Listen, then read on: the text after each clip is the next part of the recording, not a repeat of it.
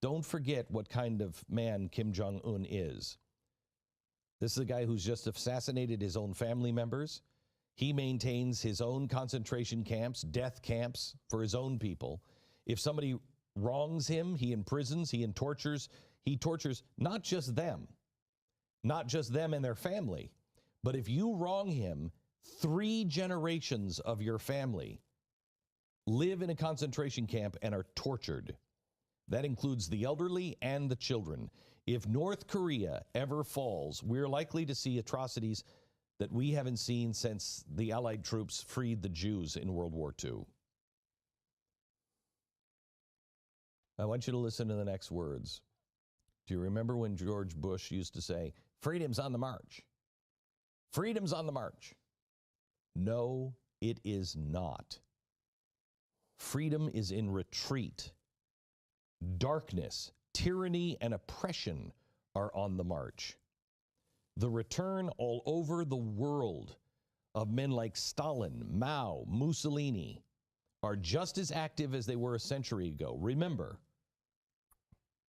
the world was weak in the 1980s and 90s. Who were the leaders of the repressed world? It was Andropov. The big repressive leaders had left the scene. And we got Gorbachev, a guy who was more in our camp than their camp. And the real leaders of the world were Thatcher and Reagan and Pope John Paul. The leaders that are happening now, the tyranny that is rising from the darkness all over the world, Putin in Russia, Erdogan in Turkey, Le Pen in France, Golden Dawn in Greece, Jobbik in Hungary, the AfD in Germany. The things that we stamped out in 1945 are roaring back to life. When we were kids, when I was a kid, there were black hats and white hats. It was really easy to know the difference between the good guy and the bad guy. It was easy for us to justify what we were doing in the world, but it couldn't be further from the truth now. It was easier when we were kids because we clearly defined who we were. We clearly defined what we believed. We clearly defined our principles. I don't know what our principles are now. I don't know who we are now. We can no longer run around the world and be the policeman. We shouldn't have in the first place, but we are no longer in that position. We are England. We are England in the 1930s, but there is no America to run to our rescue. We better be careful. Military action must be the last alternative. We don't start a war. We must start by redefining our principles. What is it we stand for? Let's get beyond ourselves. I again ask GLAAD and any organization like GLAAD. I will stand with you at my own expense. It will not be popular with fans of mine if I am standing with you. And I know it will not be popular for you to stand with me.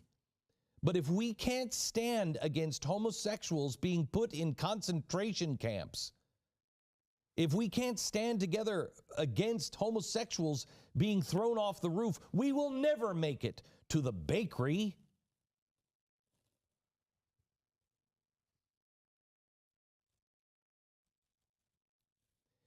It requires us all to forget about politics and to lose ourself. Stop trying to save yourself, your job, your plans for the future, your bank account, whatever. Stop trying to protect whatever it is you value. We're not willing to call evil by its name. We're not willing to stand up for what we know is true because we don't want to lose our popularity. We don't want to lose likes on Facebook.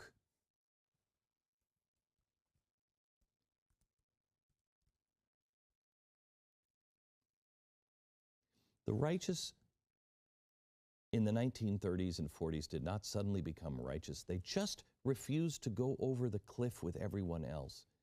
When you turn a blind eye and you say, I won't stand with someone else because, well, I disagree with them on these things, but I'm not willing to stand with them on throwing people off the roof or putting them in a concentration camp. You're repeating the mistakes of the 1940s. Because this is what happened in America in 1940. The same way. You know how we found out about this concentration camp in Russia with gay people? We found out because somebody escaped and got the word out to the press. But just in like the 1940s, when there was an escape from Auschwitz and they got that message to the press, no one listened because they didn't want to have to stand where they didn't want to stand. Decades of policing the world have clouded our founding principles. They are so clouded we can't see them anymore. We forget what we even stand for. But if we are to face the tyranny that is coming, the darkness that is gathering, we have got to find those principles again.